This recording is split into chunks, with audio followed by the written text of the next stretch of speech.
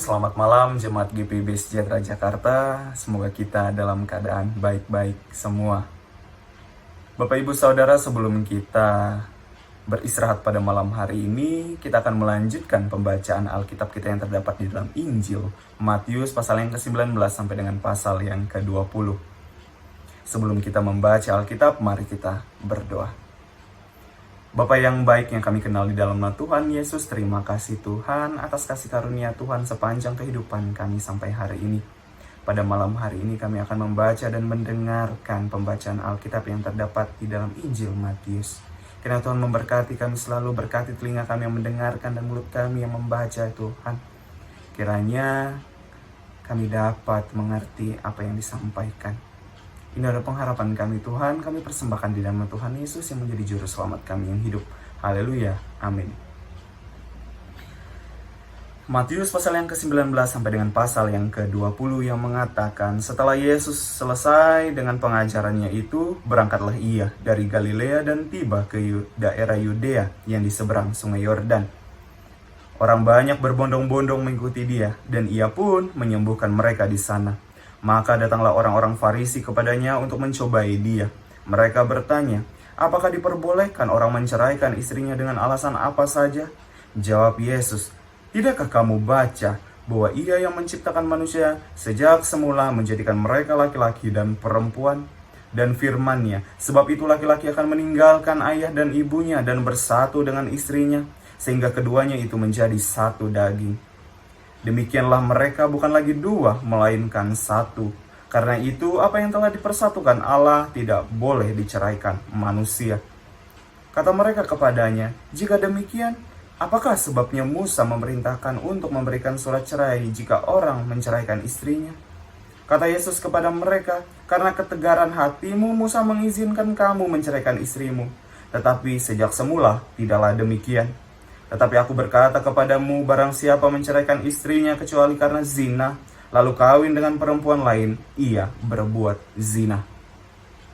Murid-murid itu berkata kepadanya, jika demikian halnya, hubungan antara suami dan istri lebih baik jangan kawin. Akan tetapi ia berkata kepada mereka, tidak semua orang dapat mengerti perkataan itu, hanya mereka yang dikaruniai saja.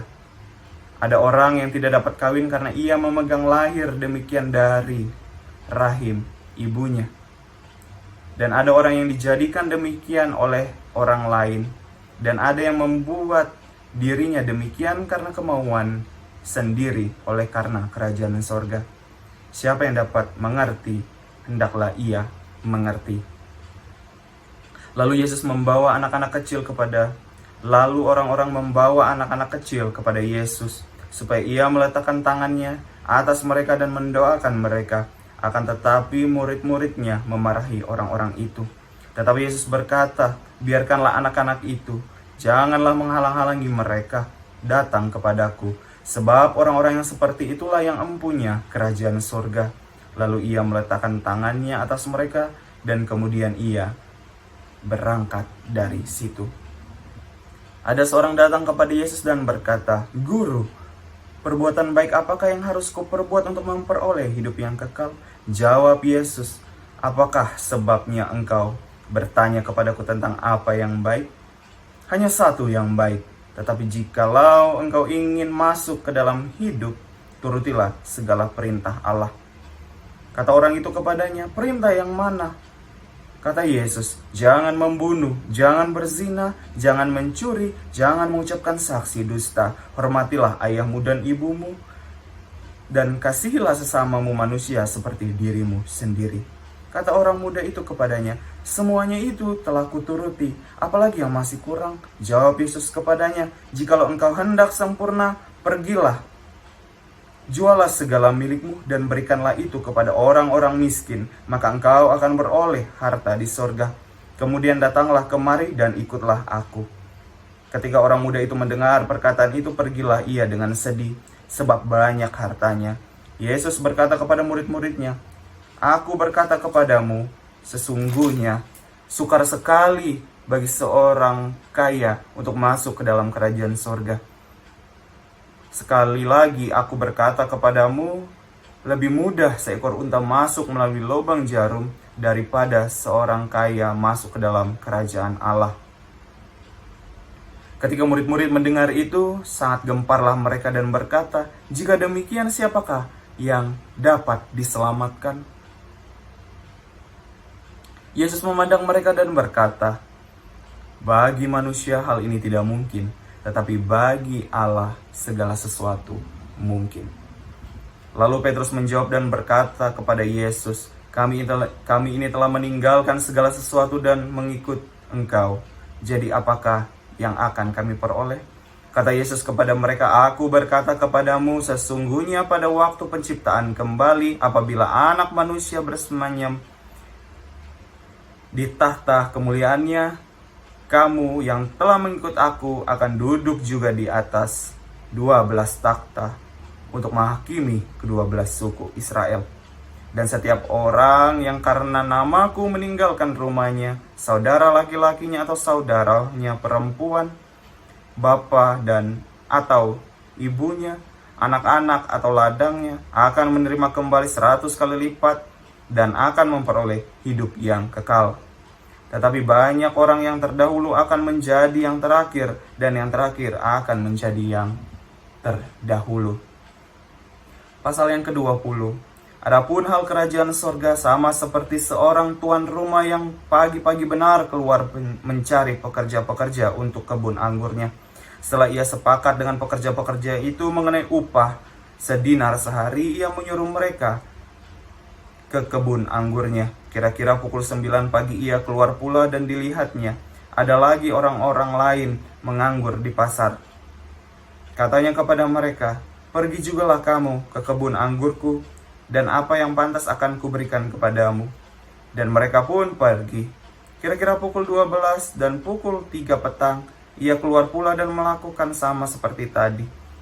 Kira-kira pukul 5 petang, ia keluar lagi dan mendapati orang-orang lagi pula. Lalu katanya kepada mereka, "Mengapa kamu menganggur saja di sini sepanjang hari?" Kata mereka kepadanya, "Karena tidak ada orang mengupah kami." Katanya kepada mereka, "Pergi jugalah kamu ke kebun anggurku." Ketika hari malam, tuan itu berkata kepada mandurnya, "Pergilah pekerja-pekerja itu dan bayarkan upah mereka, mulai dengan mereka yang masuk terakhir hingga mereka yang masuk terdahulu." Maka datanglah mereka yang mulai bekerja kira-kira pukul 5, dan mereka menerima masing-masing 1 dinar. Kemudian datanglah mereka yang masuk terdahulu, sangkanya akan mendapat lebih banyak, tetapi mereka pun menerima masing-masing 1 dinar juga. Ketika mereka menerimanya, mereka bersungut-sungut kepada tuan itu. Katanya, "Mereka yang masuk terakhir ini hanya bekerja 1 jam, dan engkau menyamakan mereka dengan kami yang sehari suntuk bekerja berat dan menanggung panas terik matahari." Tetapi tuan itu menjawab seorang dari mereka, "Saudara, aku tidak berlaku tidak adil terhadap engkau. Bukankah kita telah sepakat sedinar sehari? Ambillah bagianmu dan pergilah. Aku mau memberikan kepada orang yang masuk terakhir ini sama seperti kepadamu. Tidakkah aku bebas mempergunakan milikku menurut kehendak hatiku? Atau iri hatikah engkau karena aku murah hati? Demikianlah orang yang terakhir akan menjadi yang terdahulu, dan yang terdahulu akan menjadi yang terakhir."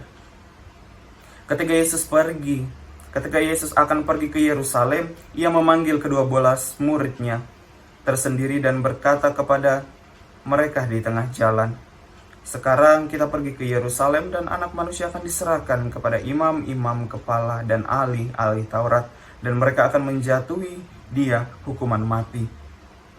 Dan mereka akan menyerahkan dia kepada bangsa-bangsa yang tidak mengenal Allah, supaya ia diolok-olokkan, disesah, dan disalibkan. Dan pada hari ketiga ia akan dibangkitkan."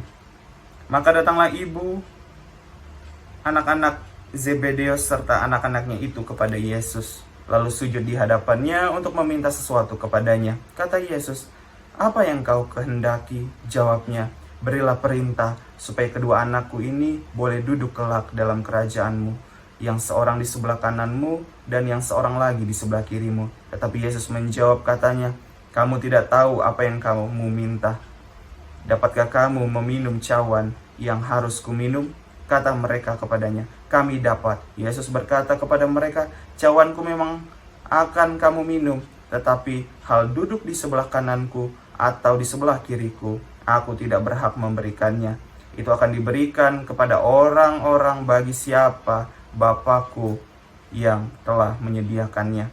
Mendengar itu, marahlah ke-10 murid yang lain kepada kedua saudara itu. Tetapi Yesus memanggil mereka lalu berkata, kamu tahu bahwa pemerintah bangsa-bangsa memerintah rakyatnya dengan tangan besi, dan pembesar-pembesar menjalankan kuasanya dengan keras atas mereka. Tidakkah demikian antara kamu?